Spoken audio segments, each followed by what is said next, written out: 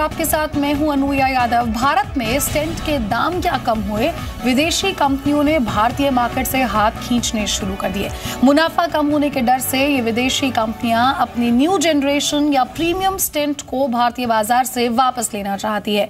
इन कंपनियों को अपना फायदा कम होता हुआ नजर आ रहा है, लेकिन विदेशी कंपनियों के इस कदम ने कई सवाल यहां पर खड़े कर दिए हैं।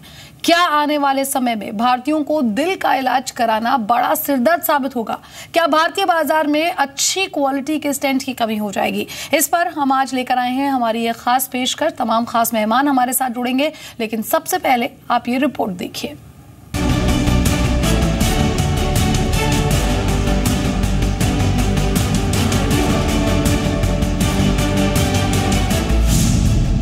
स्टेंट के कम हुए दाम।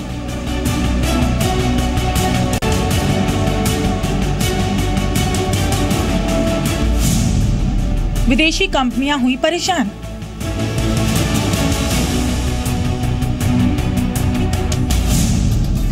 भारतीय बाजार से पीछे खींचे हाथ। भारत में दिल के मरीजों को कुछ वक्त पहले बड़ी राहत मिली थी। स्टेंट के दाम कम करके ड्रग रेगुलेटर एनपीपीए ने दिल के मरीजों को तोहफा दिया था, लेकिन एनपीपीए का एक कदम अब अस्पताल और कंपनीज के लिए परेशानी का सबब बन गया है। तभी तो कभी अस्पतालों में स्टेंट की कमी हो जाती है, तो कभी अस्पताल पुराने दामों पर स्टेंट के दाम वसूलते हैं। लेकिन अब कुछ विदेशी कंपनियों ने ऐसा कदम उठाया है जो मरीजों की बढ़िया क्वालिटी के स्टेंट से महरूम कर सकता है। सरकार के स्टेंट के दाम तय करने के बाद विदेशी कंपनियों ने भारतीय बाजार से हाथ खींचने शुरू कर दिए हैं। मुनाफा कम होने का हवाला देकर एबॉट, मेडट्रॉनिक और बॉस्टन साइंटिफिक कॉर्पोरेशन ने एनपीपीए को अपने न्यू जनरेशन स्टेंट वापस लेने का आवेदन किया है। तीनों कंपनियों का कहना है कि भारत में स्टेंट के दाम कम होने से इन कंपनियों को नुकसान हो रहा है।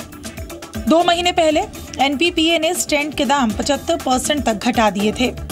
इसके बाद इन कंपनियों ने कीमतों की कई बार समीक्षा की और उसके बाद भारतीय बाजार से स्टेंट वापस लेने का फैसला किया। एबॉट ने एल्पाइन ड्रग एल्यूटिंग स्टेंट और ऑब्जर्व डिसॉल्विंग स्टेंट वापस लेने का फैसला किया है। कंपनी का कहना है कि वो इन्हें तय दामों पर जारी नहीं रख सकती। हालांकि कंपनी ने ये भी कहा कि ये स्टेंट तब तक मिलते रहेंगे जब तक आवेदन मंजूर नहीं हो जाता।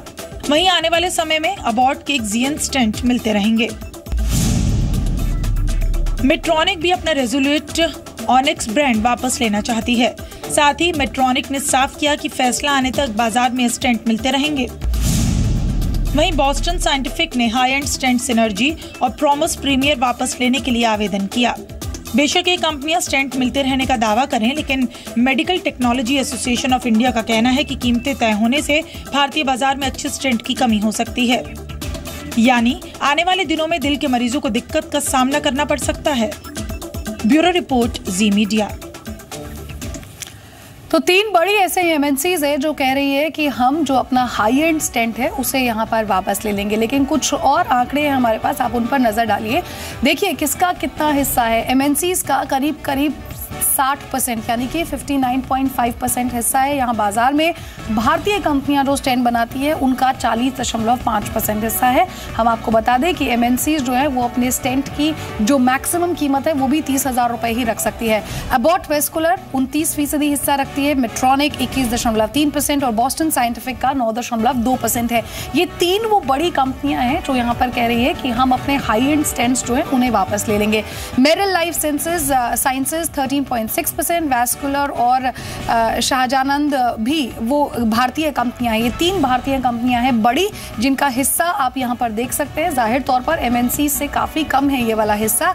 एटीएल, थेरोप्टिक्स, लैंसर और बायोसेंसर भी वो कंपनियां हैं जिनका जो परसेंटेज है वो यहां पर काफी कम है, 4.3%, 1.1 और साथ ही साथ 1.5%। तो ये बड़ी कंपनियां हैं जो यहां पर भारत में स्टेंट बनाती हैं। हम आपको ये भी बता दें कि तमाम खास मेहमान हमारे साथ जुड़े हुए हैं। डॉक्टर नरेश त्रेहान है मेरे साथ, CMD हैं वेदांता ग्रुप के, साथ ही डॉक्टर के अग्रवाल साहब हैं, नेशनल प्रेसिडेंट हैं IMA के। सर आप दोनों का बहुत बहुत स्वागत है। मेरे साथ फोन लाइन पर विनोद रमनानी साहब भी जुड़ेंगे, MD हैं ऑप्टो सर्किट्स इंडिया लिमिटेड के, ये वो कंपनी है जो स्टेंट्स बनाती हैं। मेरे साथ मेरे सहयोगी असीम मनचंदा भी यहाँ पर जुड़ गए हैं। डॉक्टर त्रेहान, सर आपको क्या लगता है ये कहीं ना कहीं पर ब्लैकमेलिंग नहीं है इन MNCs की, स्पेशली जब सरकार ने NPPA ने यहाँ पर कैपिंग कर दी है स्टेंट्स को लेकर?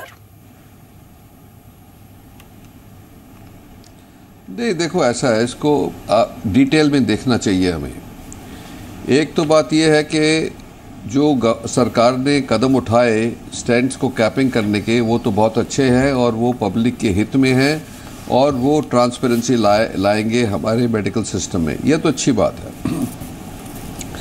पर यह बात जो है कि जो कैपिंग की गई है 2 ग्रुप्स में करी गई है, बेयर मेटल और ड्रग एल्यूटिंग में, और वो 8,000 और 30,000 पे फिक्स कर दी।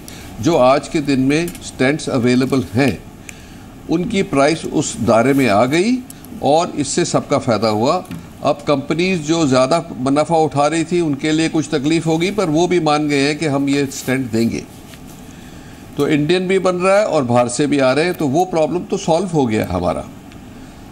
अब हमें दूसरा देखना है कि जो फ्यूचर में नई टेक्नोलॉजी आ रही है जिसके अंदर फॉरेन कंट्रीज़ में MNCs में ज़्यादा रिसर्च चल रहा है और ज़्यादा प्रोग्रेस हो रही है, वो अपनी कॉस्ट कवर करने के लिए 30,000 में मानेंगे कि नहीं मानेंगे, ये वो जायज़ भी है उनकी तरफ से कि भाई अगर जो हमारी लागत बहुत लगी है तो कुछ टाइम के लिए हमें इसकी प्राइस इंक्रीज़ होनी चाहिए। तो ये NPPA को एग्जामिन करना है कि किसका क्लेम जो है वो सही है, किसका क्लेम सही नहीं है। क्योंकि अगर जो हमें ये मेडिकल प्रोग्रेस करनी है अपने लोगों के लिए कि हिंदुस्तानी को बेस्ट सुविधा मिले, और जो हमारा मेडिकल टूरिज्म है जो बाहर से लोग आ रहे हैं कई तादाद में, वो भी उनको भी पूरा सुविधा मिले कि वो हमारे से दूर ना चले जाएं कि इंडिया में नए स्टेंट्स अवेलेबल ही नहीं है। तो इसको दो बास्केट्स में हमें ट्रीट करना है। जो हो गया वो बहुत बढ़िया है कि जो एग्जिस्टिंग स्टेंट्स हैं, जो फ्यूचर के लिए हमें नई पॉलिसी बनानी पड़ेगी। ये मेरा रिक्वेस्ट है गवर्नमेंट को और एडवाइस है MNCs को भी कि अपने धैर्य रखें, डिस्कशन होगा, डायलॉग से इसका सोल्यूशन निकलेगा। Doctor Agarwal, what do you have to sir say on this? जैसा कि डॉक्टर त्रेहान ने कहा कि 2 तरीके से इसे यहाँ पर देख सकते हैं। एक तो ये कि इंटरनेशनल जो ये MNCs हैं ये लागत बहुत ज़्यादा आती है, और ठीक है आपने ये फैसला लिया कि आप जो कैपिंग की गई है NPPA की तरफ से उस दायरे में आप नहीं बेच सकते, आपको नुकसान यहाँ पर हो रहा है। लेकिन सर ये भी तो हो सकता है कि आने वाले दिनों में जो डोमेस्टिक कंपनियाँ हैं वो भी ये कह दे कि हम इतने में नहीं बेचेंगे, हम कुछ समय के लिए रुक जाएंगे। ऐसे में क्या कुछ यहाँ पर होगा आने वाले दिनों में, यानी कि स्टेंट की कमी हो जाएगी? मैं थोड़ा सा बहुत ही बेसिक्स में पहले जाऊंगा जी।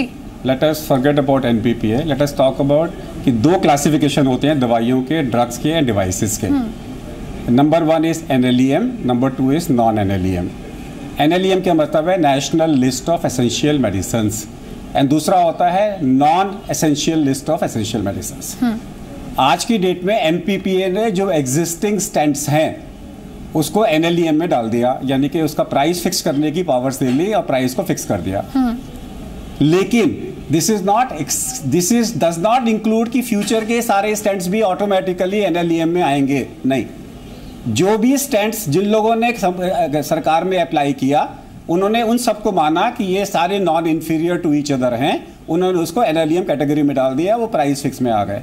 साथ में उन्होंने एक राइडर भी लिखा है कि इनमें से कोई भी स्टेंट या आने वाले नए स्टेंट्स अगर वो अप्लाई करते हैं, now they have to show कि वो NLEM में जाएं कि नॉन NLEM में जाएं, और वो मेरिट के ऊपर में आएगा। वो NPPA जो है वो बेस करती है बाकी की कमिटीज के ऊपर में जो डिसाइड करते हैं। तो मेरे को नहीं लगता कि नई लॉ की, नई पॉलिसी की जरूरत है।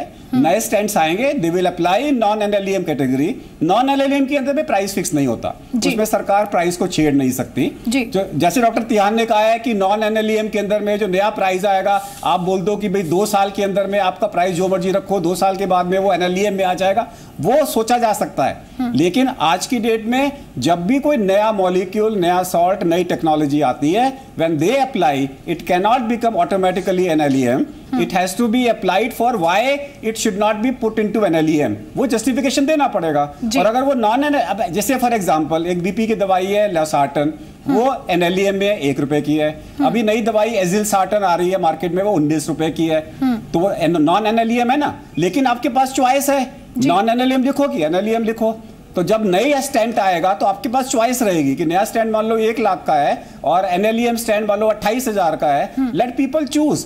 लेकिन ये नहीं आ सकता कि वो 1 लाख वाला 28,000 से बेटर है, नॉन इंफीरियर है। अगर वो इससे बेटर होगा तो ऑटोमेटिकली NLEM में आ जाएगा। सो मेरे को नहीं लगता कोई कंट्रोवर्सी है।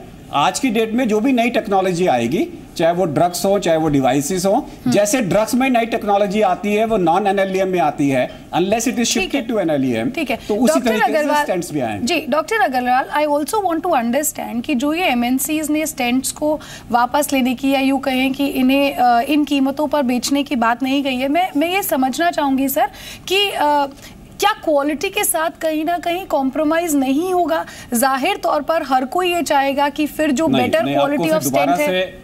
जी आप नहीं समझ लीजिए, NLEM and non-NLEM are non-inferior to each other. They cannot be better, number 1. Okay. Number 2, you have to understand the law of NPPA.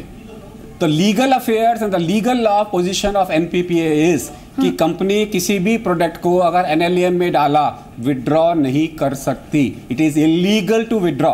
Company withdraw कर सकती है अपनी आप को मार्केटिंग से, बट नॉट द ड्रग और the device. So let us be very clear, अगर कोई कंपनी ये कहती है कि हम ये प्रोडक्ट नहीं, अगर NLEM की दवाई जो national list of essential medicine में है, अगर उसकी शॉर्ट सप्लाई है तो वो इलीगल है, उसके ऊपर में लीगल एक्शन हो सकता है कि जो दवाई एसेंशियल है आपने विड्रॉ कैसे कर ली, why it is short supply. So NLEM दवाई ना विड्रॉ हो सकती है, नॉट शॉर्ट सप्लाई में हो सकती है। ये कानून है, उसके ऊपर में कंपनी के ऊपर में एक्शन हो सकता है। ठीक है, अगर कोई कंपनी कर रही है तो कंप्लेन करे ना वो अस्पताल, जो अस्पताल को लग रहा है कि ये शॉर्टेज में है, they should immediately complain. That will be available within 24 hours. Sir 20 तारीख को NPPA ने, department of pharmaceuticals, national pharmaceutical pricing authority ने एक नोटिस यहाँ पर भेजा था, एक ऑफिस रेफरेंडम है सर मेरे पास। इसमें 3rd पॉइंट पे उन्होंने ये लिखा है कि instances have come to the notice of NPPA that few companies dealing with coronary stents have come up with freebies by announcing schemes such as buy 10 and get 3 free. It has also been brought to the notice of NPPA that few companies sell the lower price stents at higher prices. Sir इसके खिलाफ action लिया जा सकता है? इस तरह की एक खबर हमने गुजरात से भी कवर की थी, जहां इलीगल है ना। आप NPPA देखो, द वेरी फैक्ट NPPA ने इसको नोटिस किया है, इसका मतलब इलीगल है। जी इलीगल काम कर सी। आज की डेट में आपने लॉ बनाया कि मर्डर करने पे फांसी हो जाएगी, पर मर्डर कम तो नहीं हुए। लोग तो चीटिंग करेंगे, फ्रॉड करेंगे, उसको लॉ के अंदर में लाके उनको पनिशमेंट दो। ठीक है सर, मेरे साथ विनोद रमनानी साहब है, जो चीज इलीगल है वो इलीगल है। जी डॉक्टर अग्रवाल, मेरे साथ विनोद रमनानी साहब है, MD हैं ऑप्टो सर्किट्स इंडिया लिमिटेड के। Mister Ramnani, thank you so much for joining us. Sir ये जो MNCs यहाँ पर है, 3 बड़ी कंपनियां, वो कह रही है कि हम स्टेंट्स इस कीमत पर यहाँ नहीं दे सकते हैं। हालांकि जब तक अप्रूवल नहीं देता है NPA, तब तक वो स्टेंट्स मार्केट में यहाँ देते भी रहेंगे। सर करीब कितने का, अगर मैं ये समझना चाहूं कि ये MNCs जो कि US और UK के कंपैरिजन में भारत में जो प्राइसिंग होती थी वो करीब 10% से भी 10 टाइम्स ज्यादा भारत में मिलती थी, ऐसे में कितना सही है यहाँ पर इनका इसमें से हाथ खींचना? मेरे हिसाब से तो ये बिल्कुल ही ठीक है, क्योंकि अब हमारे हिंदुस्तान में हमको कैपेबिलिटी है कि हम अपने स्टेंट्स बनाए ड्रग एडिक्टिंग और बेयर मेटल। तो मेरे को तो इसमें कुछ दिक्कत अब एज ऑफ नाउ तो मेरे को बिल्कुल ही नहीं लग रही है। हम आराम से जो प्राइस गवर्नमेंट ने फिक्स की है उसमें हम सप्लाई कर सकते हैं। हाँ, जैसे डॉक्टर अग्रवाल ने बोला कि आगे चल के अगर कोई नई टेक्नोलॉजी आती है तो फिर उस हिसाब से we have to approach the government again, but as of now and as of today I don't think so we have to compromise on quality because we are making it in India. And Indian products, yes, we can afford to say, we have a company in Germany and we have a good technology. Only thing is we are just doing the stents here and coating them here. So I think we should be okay with the pricing what government has fixed, and the volumes are going to increase. So it will be advantage to us as other MNCs are going to pull out. So it will be good for the Indian companies to really, make their presence felt in the market. जी, thank you mister Ramnani for joining us. Doctor Trehan, एक और बात यहाँ पर ये भी उठती है कि क्या गवर्नमेंट यहाँ पर जो फॉरेन कंपनीज है जो और एमएनसीज हैं जो इस तरह के स्टेंट्स बनाती हैं सेम सॉल्ट कॉम्पोजिशन में, सर बहुत टेक्निकली मैं नहीं जानती हूँ, लेकिन अगर गवर्नमेंट कुछ ऐसी एमएनसीज के साथ टाई अप करके इस कैपिंग के अंडर में ही स्टेंट्स लाना चाहे तो क्या वो पॉसिबल है? ना होना चाहिए। इसी हर एक जो ये कंपनीज डील करती है इनकी जो कमर्शियल प्रोपोजिशन होती है वो नंबर ऑफ स्ट्रेंट्स पे भी डिपेंड करेगी जी। अगर जो size of order is big enough, I am sure they will be able to provide much better price. So ये टेक्निक्स तो अवेलेबल हैं। अब जैसे हमने एक नेशनल लेवल पे ये तय कर लिया कि जो बेस्ट प्राइस मिल सकती है हमारे पेशेंट्स को वो मिलनी चाहिए, और जो प्रॉफिट मार्जिन है हर एक का, whether it is the company और इम्पोर्टर और द डिस्ट्रीब्यूटर, वो फिक्स्ड हो गया है। तो ये rule of the game fix होने से बहुत अच्छा है कि ट्रांसपेरेंसी आ गई है। अब जैसे हम आगे चलेंगे नई नई चीजें आएंगी हमारे सामने, बट उस पॉलिसी के फ्रेमवर्क में हम कई चीजें कर सकते हैं इस प्रॉब्लम को सॉल्व करने के लिए।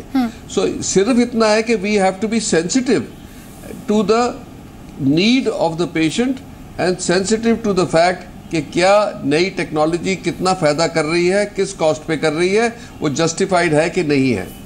सो इसमें विवाद तो है नहीं, ये कंपनीज तो रिएक्ट करेंगी अभी, बट फिर से आएंगी वापस, कोई ऐसी बड़ी बात नहीं है। बट एक चीज ये है कि हमें एज एन इंटरनेशनल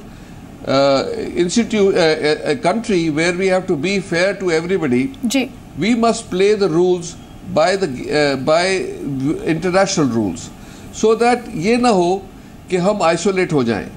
ये नहीं होना चाहिए कि हम पीछे रह जाएं, बट ये भी नहीं होना चाहिए कि हम लूटे जाएं।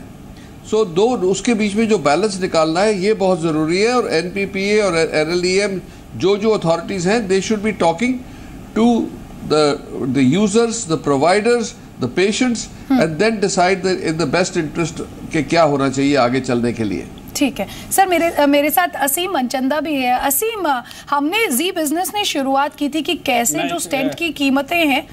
असीम, कैन यू हियर मी? असीम, आप मेरी आवाज सुन पा रहे हैं? चलिए असीम से दोबारा संपर्क साधने की कोशिश करेंगे। डॉक्टर अग्रवाल, मैं कुछ बोलना चाहूंगा। जी सर, बोलिए। मैं पहले मुझे कुछ एक चीज़ बोलने दीजिए।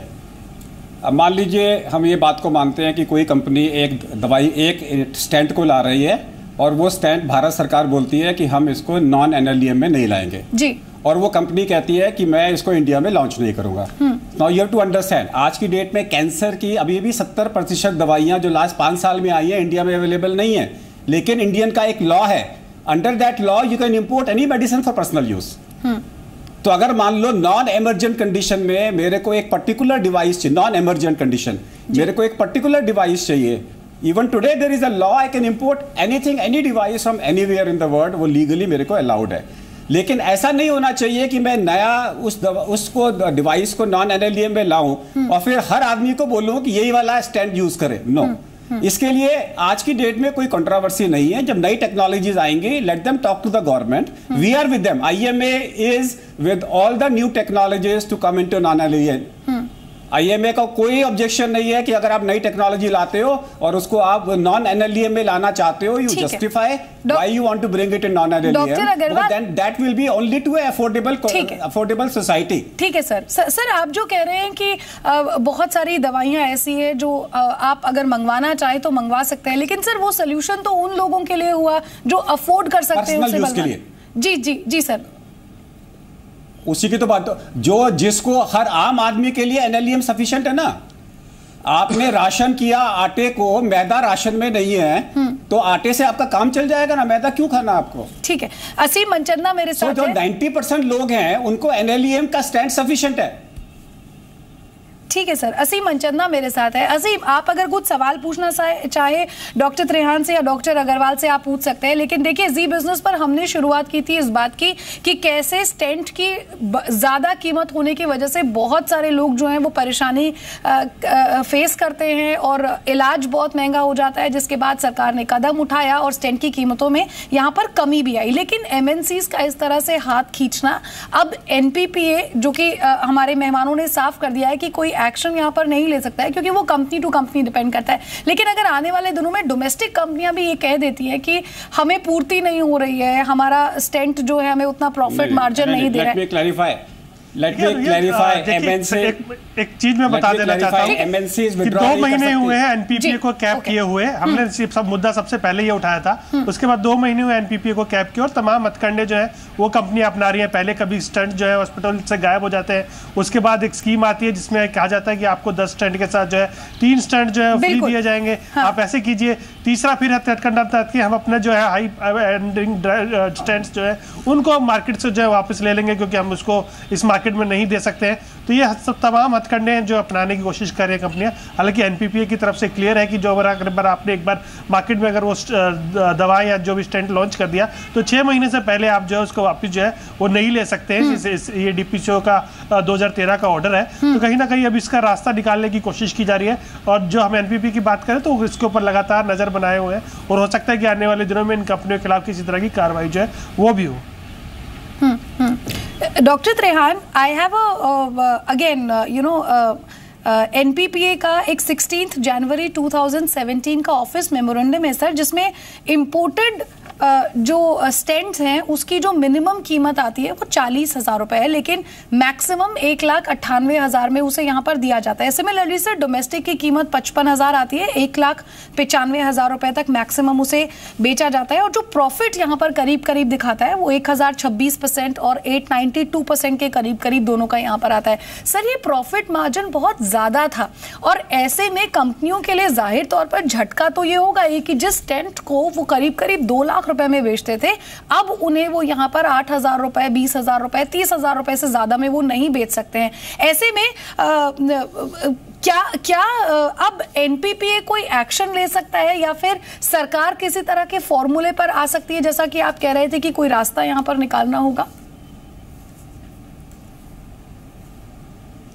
देखो, वो जो पुराने प्रॉब्लम्स थे वो कैसे उसको स्टडी किया जाए या प्रोसिक्यूट जाए उसका तो मुझे कोई एहसास नहीं है। ये है कि हमें ये पता था कि ये जो प्राइसिंग आ रही है वहाँ से उसके ऊपर स्टैंप लगी होती थी MRP की। अगर जो MRP गवर्नमेंट की प्राइस है तो उन्होंने फिर कुछ गलत काम नहीं किया। अगर जो MRP उल्लंघन था मैक्सिमम प्राइस गवर्नमेंट का तब तो कोई प्रॉब्लम था। अगर जो एक कट ऑफ पॉइंट आया जब गवर्नमेंट ने देख लिया कि ऐसा प्रॉब्लम आ रहा है और उसको बंद किया गया है तो बहुत बढ़िया बात है। तो इसलिए मैं कह रहा हूं कि ये जो ट्रांसपेरेंसी आई है कि ये पता लग गया सबको कि इंपोर्ट प्राइस क्या है, उसके ऊपर कितना प्रॉफिट बनाया जा रहा है जी। मेरा ख्याल है सबने ये वेलकम किया है। कंपनीज का प्रॉफिट कम होगा, उनको ये भी एहसास होना चाहिए कि मार्केट एक्सपैंड होगी तो उनके हित में होगी। तो इतना कोई उनको घबराने की बात नहीं है, इतना पागल होने की बात नहीं है। ये जरूर है कि एक उनका लेजिटिमेट क्वेश्चन जो है कि जो नई टेक्नोलॉजी आ रही है उसको हमें अप्रिशिएट करना है। ठीक है सर। अगर जो नई टेक्नोलॉजी वाकई में इतनी सुपीरियर है कि पेशेंट की लाइफ को इफेक्ट पड़ेगा तो हमें उसके ऊपर डील करना ही करना है, क्योंकि पेशेंट की लाइफ पहले आएगी, बाकी सब काम बाद में होंगे। बिल्कुल ठीक है डॉक्टर अग्रवाल, इसीलिए हम कह रहे हैं कि जो भी पेशेंट के हित में है उसको लाना है। ठीक है doctor Trehan, I am sorry मेरे पास टाइम थोड़ा कम है। डॉक्टर अग्रवाल, एक सवाल बस यहाँ पर ये है कि कुछ भी हो मरीज को अच्छी क्वालिटी का स्टेंट मिलना चाहिए और सर ऐसा स्टेंट मिलना चाहिए जिसकी कीमत वो अफोर्ड भी कर सके। आई एम सॉरी सर, मेरे पास NLEM डज नॉट मीन कि क्वालिटी अच्छी नहीं है। NLEM means best quality, number 1. Number 2, non-NLEM does not mean corruption.